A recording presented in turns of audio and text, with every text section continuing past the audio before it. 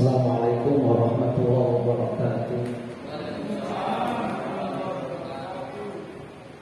Innal hamdalillah nahmaduhu wa nasta'inuhu wa nastaghfiruh wa na'udzu billahi min shururi anfusina wa sayyiati a'malina may yahdihillahu fala mudilla lahu wa may yudlil fala hadiya lahu.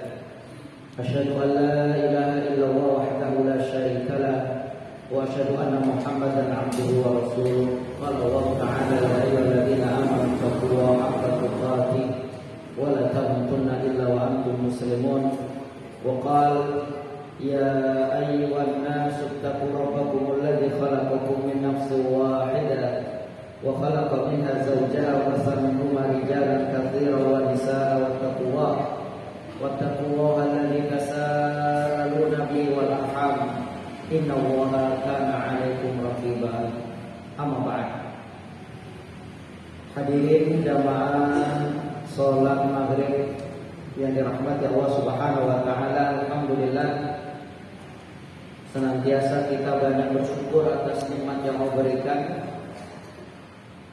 dan juga semoga sholawat dan salam tetap terlimpah atas Nabi Muhammad sallallahu alaihi wasallam beserta keluarga, sahabat dan pengikutnya.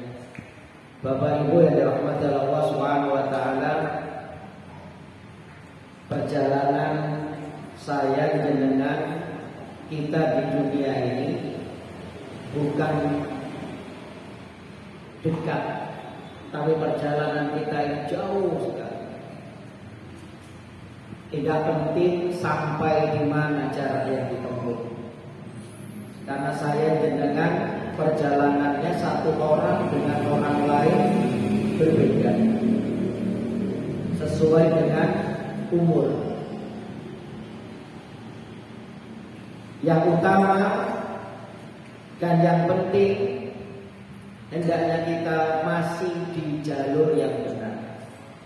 Makanya sering senantiasa kita berdoa, ihdinas shiratal mustaqim, tunjuki aku ya Allah jalan yang lurus, jalan yang menuju surga yang kita tuju itu Bapak Ibu enggak landai lancar, dia jalan menuju surga itu terjal dan menanjak, semakin menanjak. Maka dalam hal ini perlu kesungguhan, perlu keistiqomahan, waspada dalam setiap langkah. Jangan sampai saya dengan tergelincir kemudian terjatuh. Maka saya dengan senantiasa memohon pertolongan kepada Allah Azza wa Jalla. Ketika melewati jalan yang terjal yang gelap ini Bapak Ibu, saya dengan butuh, namanya apa? Cahaya. Makanya ihdinas shiratal mustaqim. Saya dengan butuh cahaya, butuh lampu agar jalan kita ini benar, jalan kita ini lurus, bukan kemudian jalan yang keliru tersesat nanti.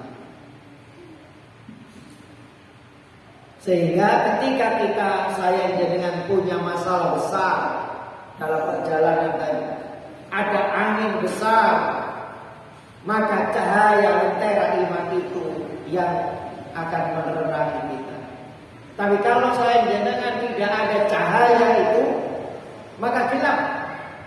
Tapi juga ingat bahwa Ibu, cahaya itu kadang terang. Cahaya di hati kita ini kadang terang, kadang redup. Maka perlu saya dengan itu siapkan korek cahaya ini akan mati. Siapkan korek api. Biar apa? Gak sampai cahaya itu nanti padam atau mati. Kalau saya ibaratkan Bapak Ibu lentera, nek bingat itu nopo beli ya. Zaman bingat jaringan terlistrik, kalau seumpama lenteranya itu mulai redup, kita harus ngerti bahwa itu minyaknya sudah mau habis. Kalau sudah minyaknya mau habis, diapakan? Dituangin, ditambah. Jangan dibiarkan. Kalau dibiarkan mati. Kalau sekarang Bapak Ibu saya ibaratkan HP jenengan. Semua punya HP, anak-anak kecil kayak gitu HP. Ketika HP kita cas 100, lambat laun HP itu saya jenengan pakai, kemudian akan berkurang. Kalau sudah 30 ke bawah, segera dicas. Oh jadi diarno, lowbat diarno, mati, wah rusak namanya. Tapi kadang saya jenengan ngecas HP itu sehari berapa kali? Sekali seumpama itu sekali. Dan dari pertanyaan ngecas HP berapa jam? 1 jam ya 2 jam ya. 1 jam 2 jam. Sehari ngecasnya 1 jam 2 jam. Iman kita itu kita cas sehari berapa kali? 5 kali. Sekali ngecas berapa jam? Maka saya sampaikan di sini pada malam hari ini tazkiyatun nafs adalah ngecas iman kita. Karena sudah 2 tahun Pak ya pandemi ini. Ya jarang taklim dan sebagainya. Maka ibarat HP itu kalau sudah lowbat segera dicas, jangan dibiarkan.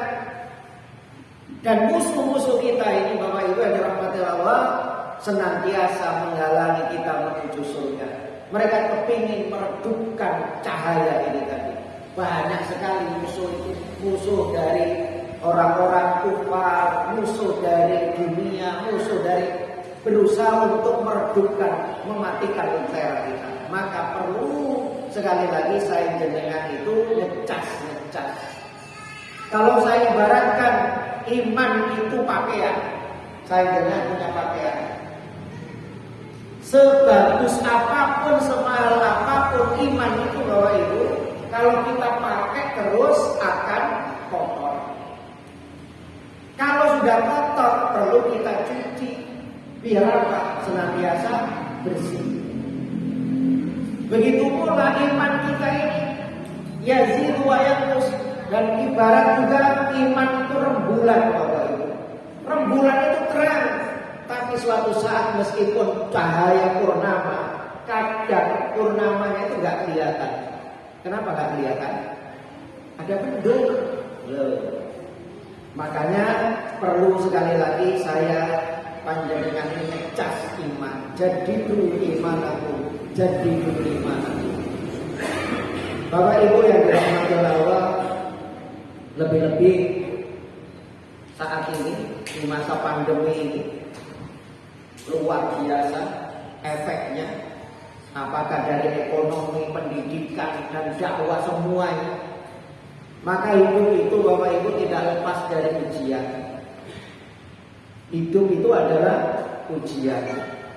Makanya kalau hidup harus siap untuk diuji. Nek nggak mau diuji, dosa urip. Kalau orang ini nggak mau diuji, ya jangan hidup. Hidup itu ujian. Untuk apa sih ujian ini? Liyabluwakum ayyukum ahsanu amala. Untuk melihat siapa sih di antara saya panjenengan yang paling baik amalnya. Hidup itu ujian, bergilir, berputar. Kalau orang katakan seperti roda pedati. Ada bahagia, kadang juga ada duka, kadang berlinang air mata, kemudian berubah menjadi senang. Itulah perjalanan.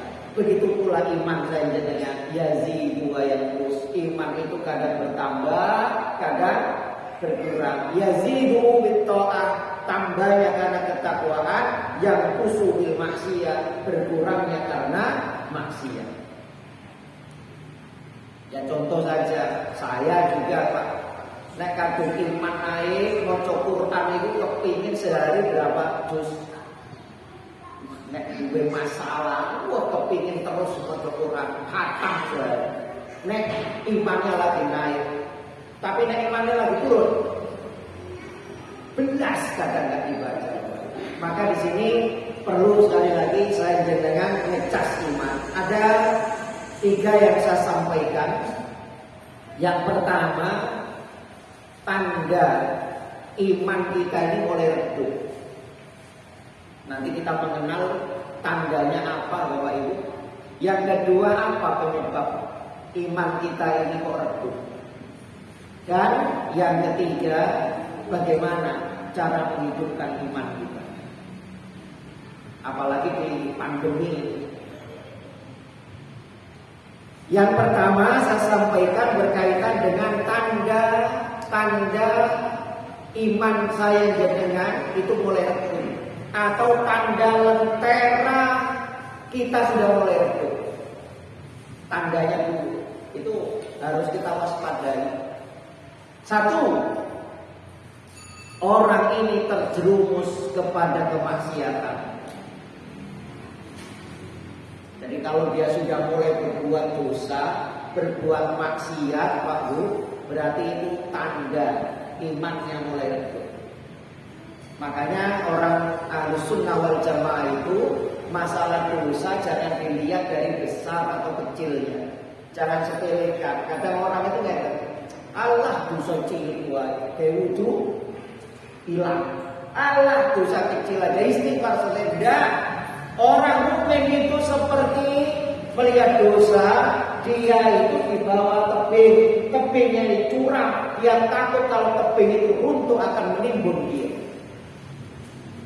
Makanya dia ini kalau masalah dosa betul-betul takut. Tapi kalau orang fujur, orang durhaka melihat dosa itu bahwa itu seperti lalat yang terbang di depan matanya. Allah dosa cilik wae. Ini tanda. Kalau orang ini sudah terjerumus kepada kemaksiatan, kepada dosa, tanda imannya mulai redup.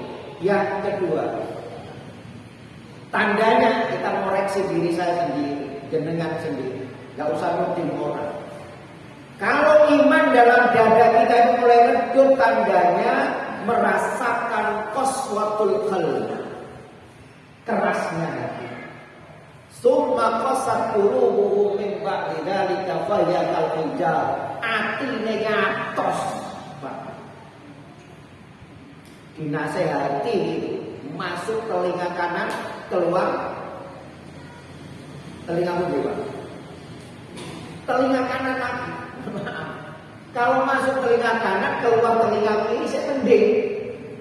Masuk. Ini enggak masuk telinga kanan, mental lagi. Akhirnya atos orang ini. Summa qasat qulubuhum qalbun qasi, hati yang mengeras, hati yang baru. Ada nasihat tidak mempan. Naudzubillah min dzalik. Tanda iman yang mulai redup. Saya jenengan tazkiyatun nafs ini. Hati kita bagaimana? Makanya hati itu bahasa Arabnya qalbun. Jamaknya qulub. Qalbun, qulub jamaknya. Makanya kalau punya hati itu yang lembut kayak qulub dikasih an. Jadi namanya quluban itu lembut napa kasar? Oh, namanya quluban itu napa biasanya? Kan di apa namanya? Dikukus. Jadi lembut, loh.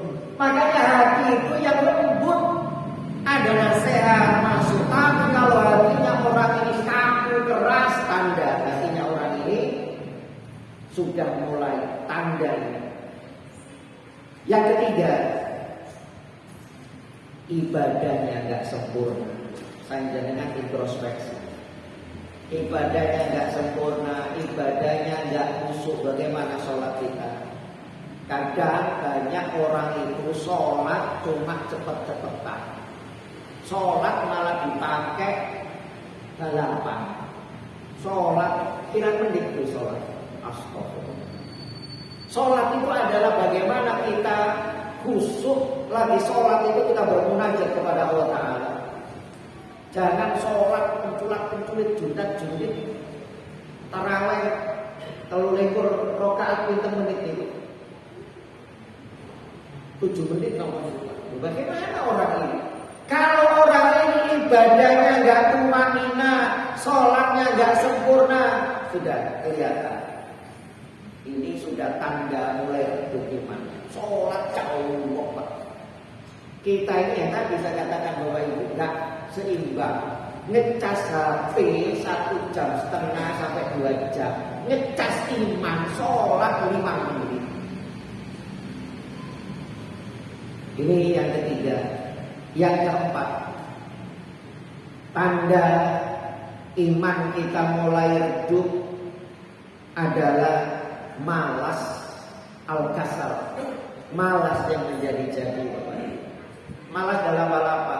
Malas di dalam ibadah. Suruh sholat, suruh ibadah, ketaatan, ngaji, wabah. Kenapa orang ini kok berat? Karena dosa. Jenengan kalau sudah terbiasa sholat jamaah, jenengan sudah terbiasa ngaji, insya Allah kalau rutin itu enak, istiqomah. Tapi kalau orang itu berhenti, kemudian karena dosa, mulai lagi itu berat. Saya contohkan, jenengan kalau sudah terbiasa membaca Al-Quran sampai ada grup one day one juz, satu hari satu juz, hanya untuk memotivasi biasa jenengan membaca itu. Kalau sudah terbiasa enak hadirin, tapi kalau orang ini nggak pernah baca, suruh baca satu juz, ya Allah, beratnya luar biasa. Saya pun merasakan. Satu juz itu berapa lembar? Kalau Saudi 10 gitu. 10 lembar bolak-balik. Kadang tak juz piro selesai kapan juz itu. Kita ini malas, kenapa? Karena dosa Bapak Ibu. Makanya sampai kalau seumpama kita ini biasakan baca Quran, gak bisa satu juz minimal sehari berapa? Setengah. Gak bisa setengah, seperempat. Gak bisa seperempat, satu wajah. Wes, gak bisa satu wajah. Untuk kenyang Pak. Nah, iso satu wajah, satu ayat. Mau Al-Fatihah seminggu jenengan. Hari ini Bismillahirrahmanirrahim, besok Alhamdulillahirrahmanirrahim. Astagfirullah. Makanya kalau saya jenengan ini tazkiyatun nafs. Kalau saya jenengan kok merasa berat baca Quran, angel baca Quran, pegang Al-Quran, nggak usah dibaca, dipandung di Quran. Kemudian tanya kepada diri kita, aku kok gak iso maca Quran? Pak Bu, itu berarti tanda. Wong saya jenengan punya HP. Ketika buka aplikasinya kalau lagi di grup, kira-kira butuh berapa menit? 10 menit? Lebih. Saya yakin HP kita ada aplikasi Quran. Berapa banyak orang malah tidak membaca itu. Males, suruh sholat, males, suruh baca Quran, males, suruh ibadah, males. Tanda imannya orang ini mulai redup. Yang kelima, tanda redupnya iman, lenteranya mulai redup, hatinya itu sempit. Hati sempit. Dengan apa? Cepat marah, emosional, Pak. Ngomong emosional, temperamen. Oh, mulai redup ini iman. Padahal orang marah-marah itu gampang kena penyakit 3S, Pak Bu. Hati-hati. Kenapa? Stres. Setelah stres, stroke. Setelah stroke, S yang ketiga, stop. Wassalam, innalillahi. Hati-hati. Makanya kalau ada orang yang temperamen, pemarah dan sebagainya, tanda. Latang dok, Rasul menyebutkan jangan marah. Walakal jannah bagimu surga. Kemudian yang keenam, lentera iman kita mulai redup, tandanya tidak terpengaruh dengan ancaman-ancaman Allah Ta'ala. Jadi ancaman Allah tentang siksanya, tentang nerakanya, tentang azabnya dianggap biasa. Mohon maaf, malah justru ancaman Allah, surga Allah, neraka Allah dijadikan bahan guyonan. Saya kapan pernah lihat itu malah dijadikan bahan stand up comedy tentang surga, tentang neraka, tentang pahala dan sebagainya. Tidak boleh. Kalau orang ini hatinya tidak ada bergetarnya, wajilat qulubuhum, tidak ada bergetarnya hatinya, disampaikan tentang ancaman, tentang siksa, tidak ada rasa Apa ini? Takut, maka tanda imannya orang ini lagi padam. Yang ketujuh, lalai dari zikir kepada Allah. Suruh zikir Allah. Makanya lisan kita ini adalah banyak berzikir. Sahabat Abdullah bin Mas'ud ketika ditanya tentang min sa'adatil mar'i, bahagianya seseorang itu, beliau mengatakan salah satunya adalah kalau orang ini punya lisanan dzakirah, lisan yang pandai berzikir, senantiasa berzikir. Orang mukmin itu dikasih nikmat, alhamdulillah. Dikasih ujian, sabar, innalillah. Lisannya zikir, gak pernah berkeluh kesah.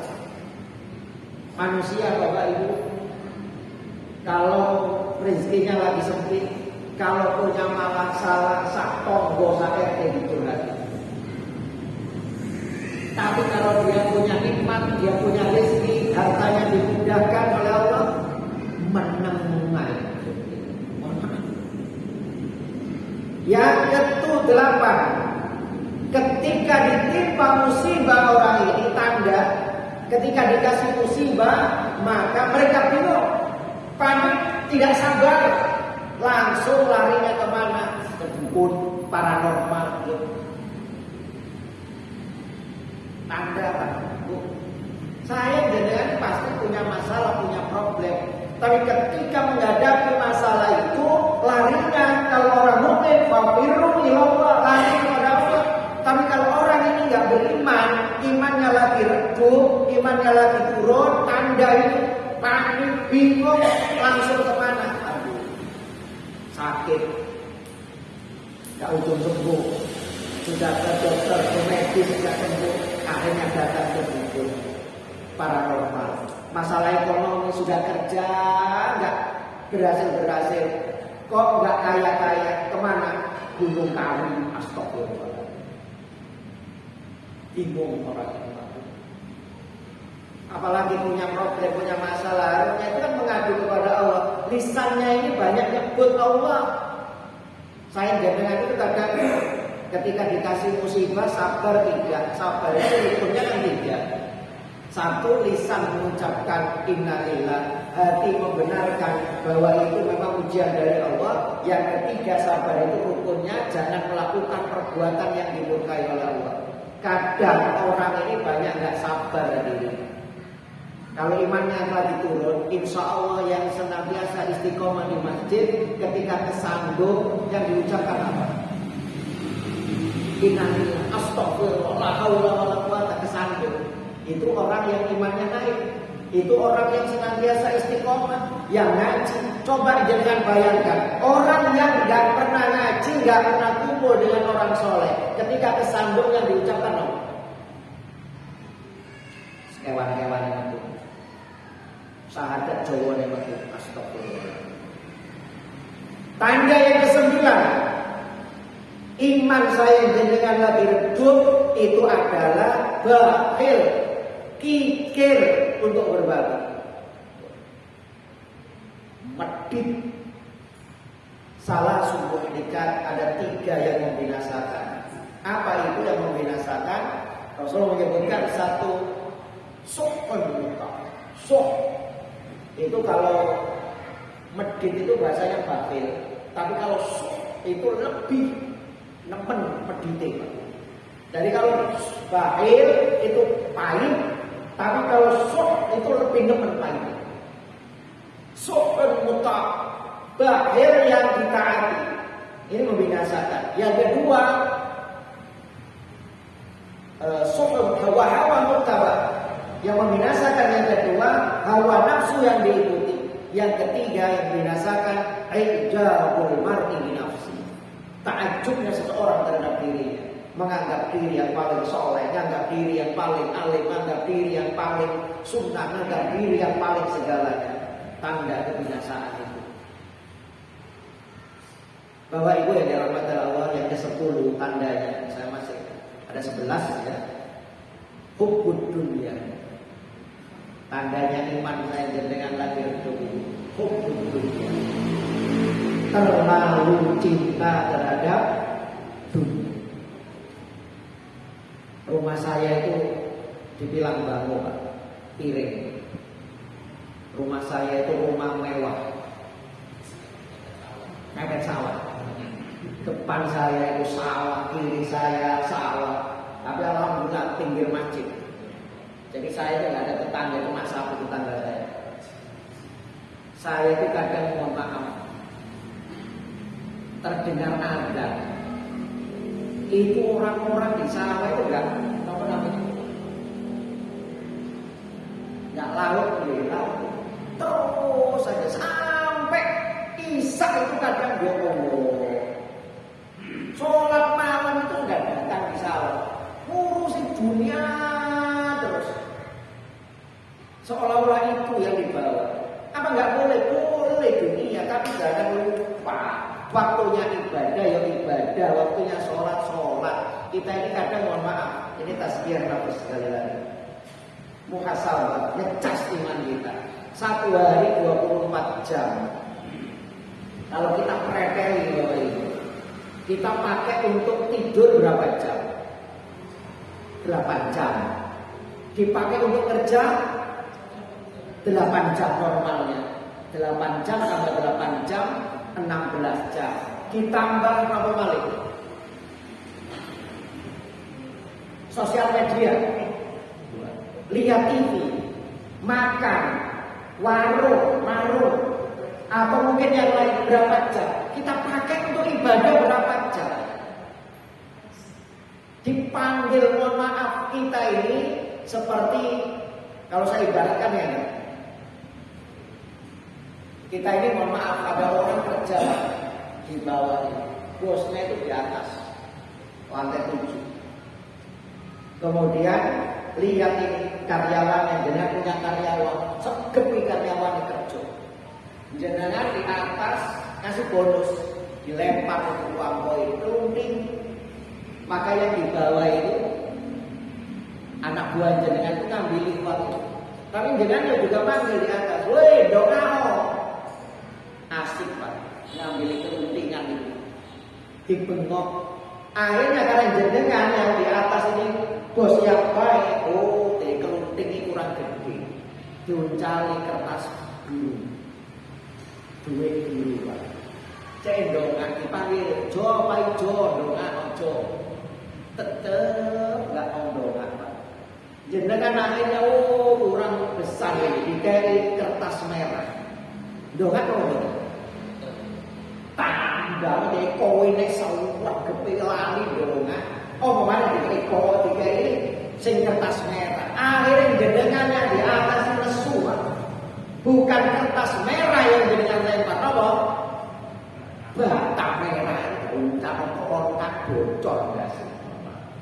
Baru orang itu astagfirullahaladzim, sibuk dengan dunia, lupa padahal dunia ini sementara.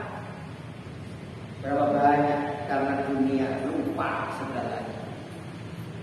Makanya diuji dengan miskin sama diuji dengan kaya itu enakan mana?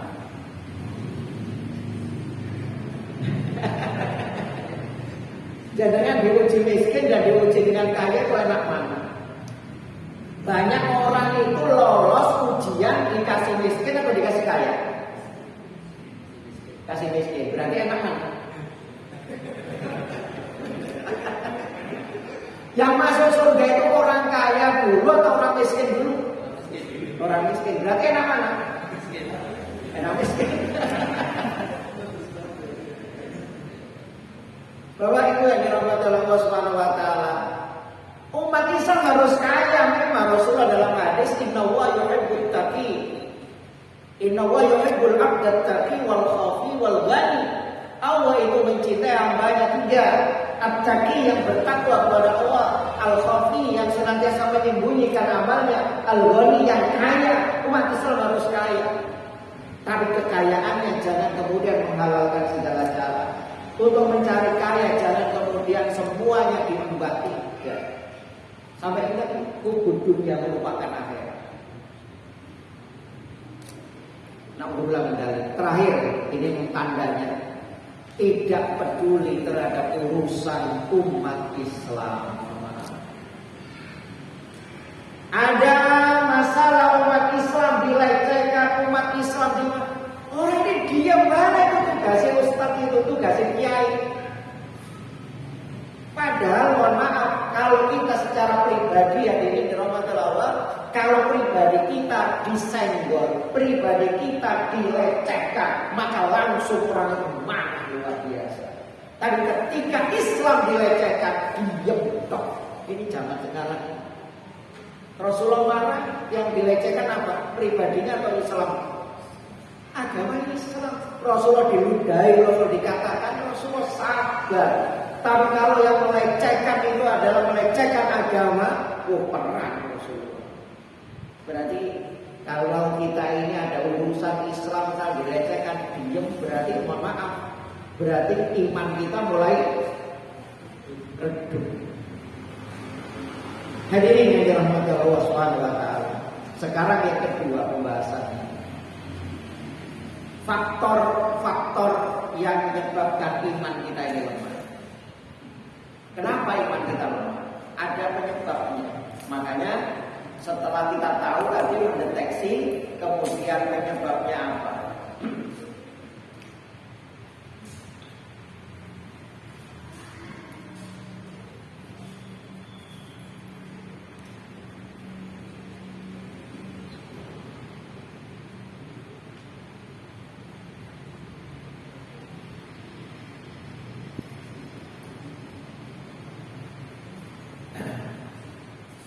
Yang pertama, Bapak Ibu yang dirahmati Allah, faktor penyebab iman kita ini lemah,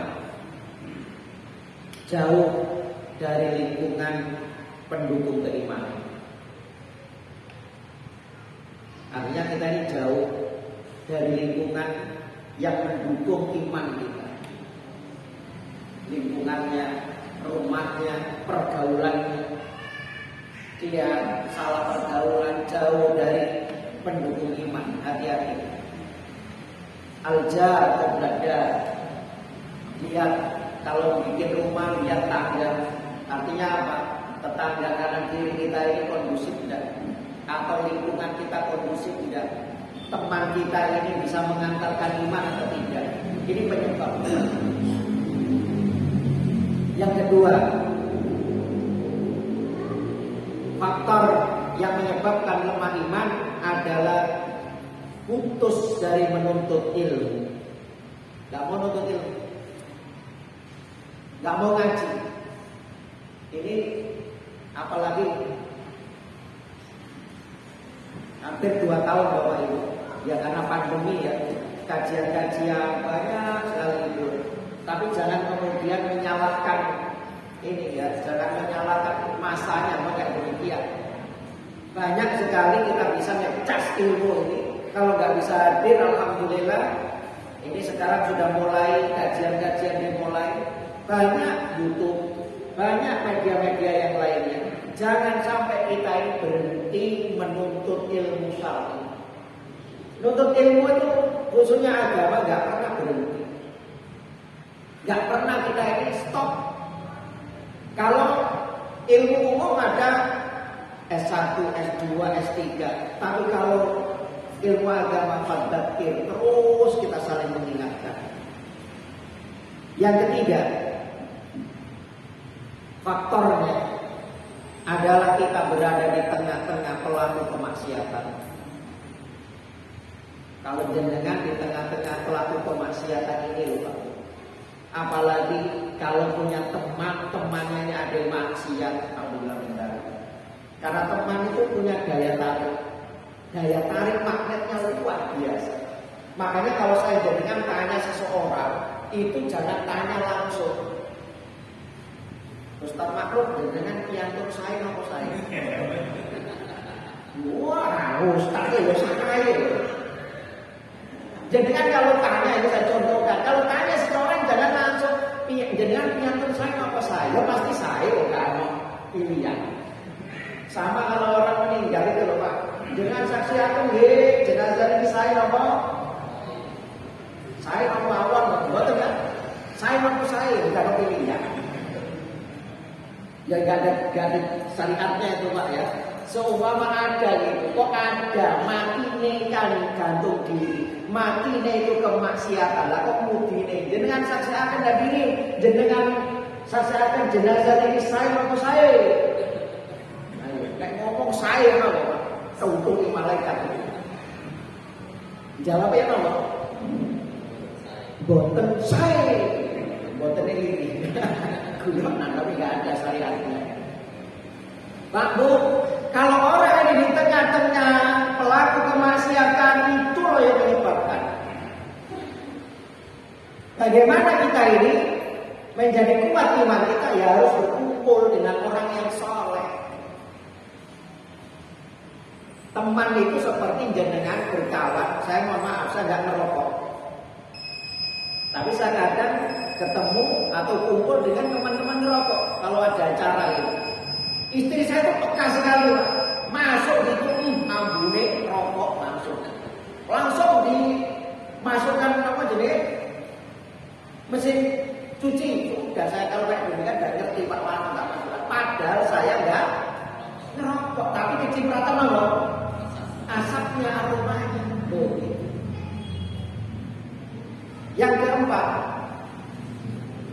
faktor penyebab lemahnya iman tulul amal, panjangnya angan-angan. Dalam hadis disebutkan ada dua yang senantiasa muda. Jadi sampai selesai.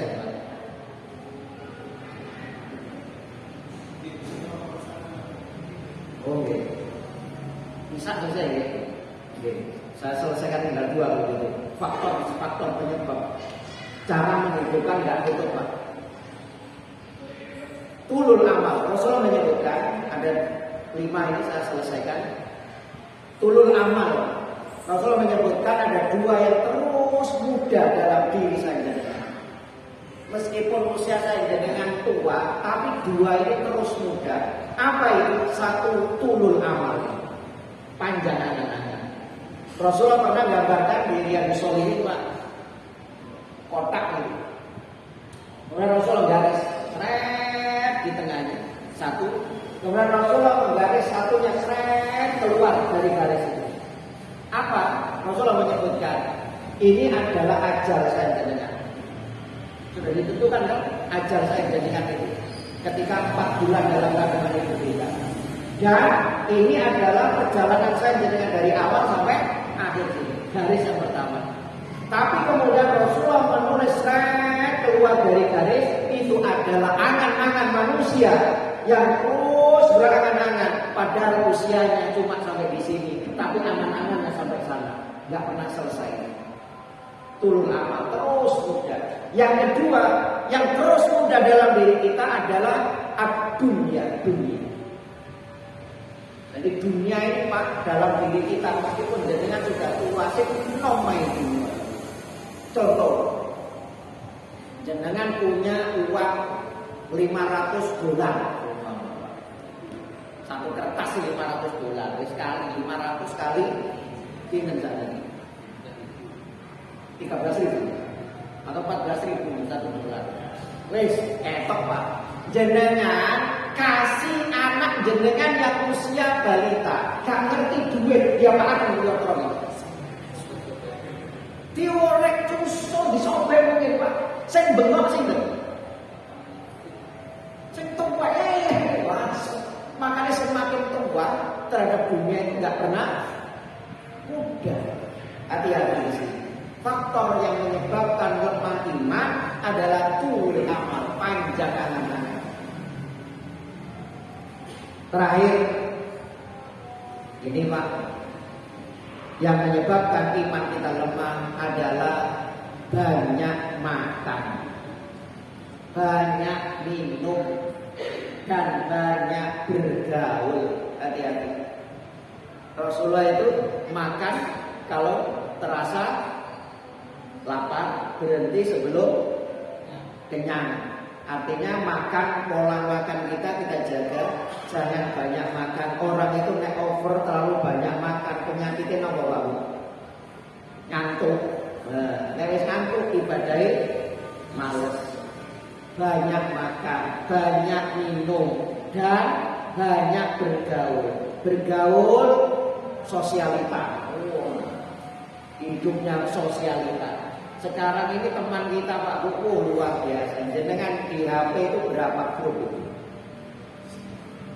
Sekolah SD di grup, konco SD, konco SMP di grup, SMA di grup, kuliah di grup, hobi goes di grup, RT di grup, RW grup, nopo malih, wis grup terus, keluarga dan sebagainya. Apa nggak boleh? Boleh, tapi jangan berlebihan. Terlalu orang ini bergaul tidak bisa menjaga dirinya, khawatir. Apalagi nek gaul Pak. Rasulullah menyebutkan man najah ya Rasulullah. Apa kunci keselamatan itu? Rasulullah menyebutkan satu, amsik alaihi sekali lisan. Satu, kuncinya selamat, jaga lisan. Jangan ngomong gak karu-karuan. Apalagi sekarang zaman digital. Tahun kemarin ngomong A, tahun ini sekarang B, nggak bisa dibohongi. Amsik alaika lisan, jaga lisan. Ini kunci keselamatan. Yang kedua, waqi ala khati'atik, banyak engkau menangis atas kesalahan. Yang ketiga, wal yasakka baitak, engkau luaskan rumah. Artinya apa? Jangan suka bergaul bertetangga. Untuk apa itu? Kadang mohon maaf, kalau terlalu banyak bergaul, ya tidak bisa menjaga lisannya. Kalau sudah ngomong, omongannya selesai, biasanya omongannya apa Pak? Ngomongin orang aja, menghibah. Nah sekarang menghibah gak harus nonggo sudah. Nek hibah dulu, ngerasa nih orang cari teman, nonggo dilek. Nah saya di kamar bisa hibah itu Pak. Satu grup dengan berapa anggota itu? Kali berbagai ya. Bapak Ibu yang dirahmati Allah, demikian dua yang kita kaji ya, tanda lentera mulai redup dan juga faktor penyebab lemah iman. Bagaimana cara menghidupkan lentera kita? Ini ada 14 ya, nutup. Mudah-mudahan saya dengan senantiasa diberi keistiqomahan, diberi ketetapan iman, senantiasa Allah tuntun kita, diberi kemudahan dalam melakukan ketaatan. Demikian hadirin dirahmati Allah. Mohon maaf bila ada salah dan kurangnya. Allahumma tsabbitna bil iman, Allahumma tsabbitna bil Islam, Allahumma tsabbitna bi qauli la ilaha illallah. Alhamdulillah subhanallahi wa bihamdik, asyhadu an la ilaha illa anta, astaghfiruka wa atubu ilaik. Wassalamualaikum